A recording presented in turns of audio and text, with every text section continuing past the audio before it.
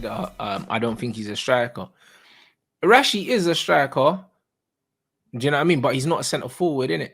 You know, like that. And the thing is, Sure. I think Sir Alex Ferguson, like the game has moved on from where he coached.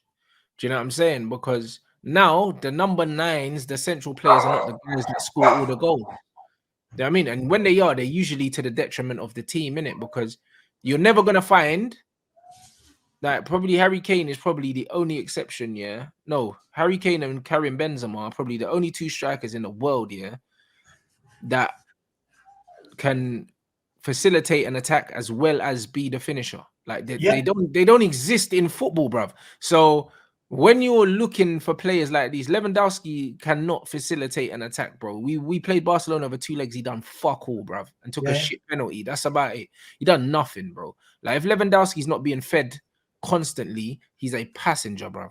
Like that's what he is. I agree. He's an old-fashioned number 9, but he's closer to a Van Nistelrooy in the sense that they got good technique. Like if you play the ball into them, they hold the ball well.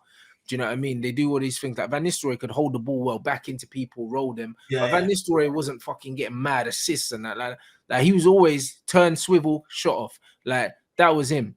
Do you know what I'm saying? Like so. I think they've got. Look, as I said, like with Nkunku coming in, I think that's a good player with that gets goals, can operate from wide.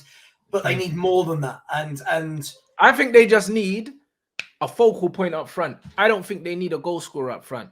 If Giroud was 5 years younger, yeah, he would have done a great job at Chelsea, and the wide players could play off him. Because if you had Nkunku, yeah, and Mudryk playing off someone that could receive the ball in, play it out to them, do you know what I mean? To the job that Weghorst is doing, and also running down, like, do you know what I'm saying? Like, what about Lukaku?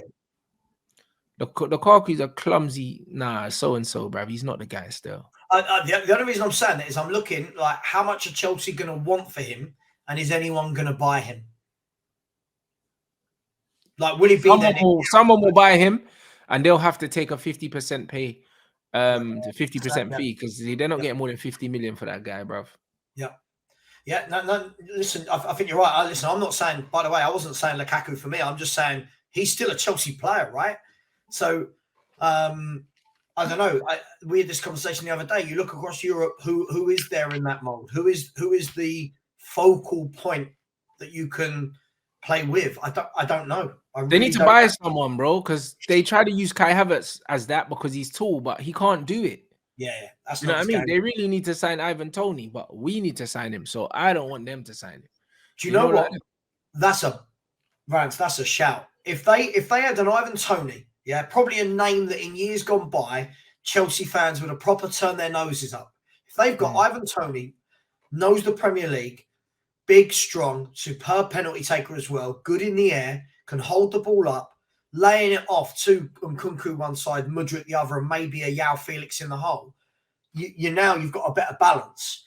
And they're desperate for that. Again, you watch them. I don't know when they're playing next week against Dortmund. You watch them again. They'll have no about. Listen, again, people in your chat were laughing at me. I'm not saying Aubameyang's the answer. I'm just trying to say they need something up front because Havertz is not the one.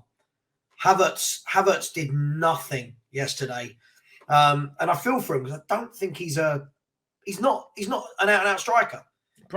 He's meant to be a number 8 / number 10. Like, I don't know what he is, yeah, but I just think he's just a crap footballer, bro. I'll be honest. I just think he's pure aesthetics. Like when you watch him, yeah, you can tell that he's got good fundamentals, and that's it. Like that's it. But the thing is, he's not an athlete like for the modern game. And in the modern game, if you're not explosive and you're not athletic, then you have to have an X factor in it. Yeah, he doesn't have an X factor. He doesn't have a killer pass. He don't have like crazy dribbling. He ain't got a great shot. Like he's literally average, yeah, at everything. But then on top of that, he's not athletic either. So it's like if you were average across board, but at least you could run. Like Weghorst has got a crazy engine and he puts himself about and he's tall. Do you know what I mean? So it's like, all right, cool. He's got a USP because he's 6'6". Do you know what I mean? You're just like a normal size guy, normal athleticism, or maybe below average athleticism for the Premier League, and like just 6, 7 out of 10. Everything. Like the guy, nah.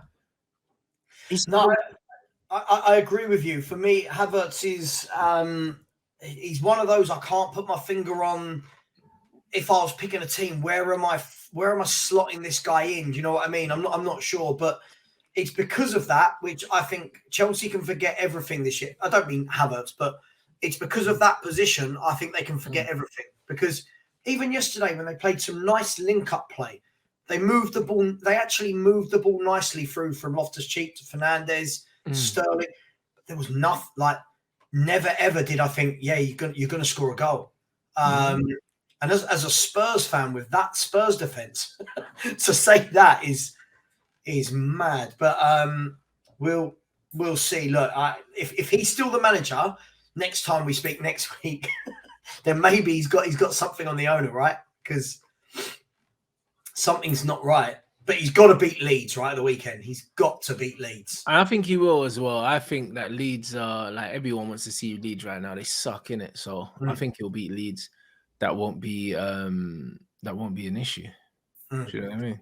Yeah, I think you're right. I think they'll beat Leeds, and then I think it's if they don't beat Dortmund the game after and they go out the Champions League, I think it could turn proper hostile at the stadium, and that might be his lot.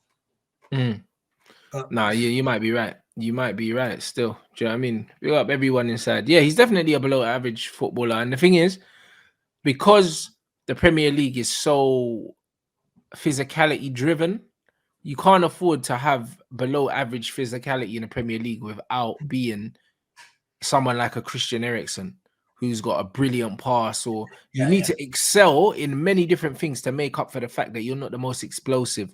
You don't have the most physical presence.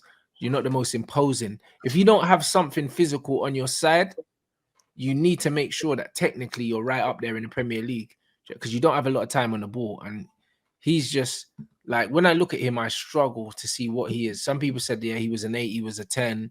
I remember when they bought him for 70 odd million, he was meant to be like the next Marco Reus, or do you know what I mean? The next Mario Götze. He was meant to be in that ilk of like German prodigies, bro. And he has not lived up to that whatsoever.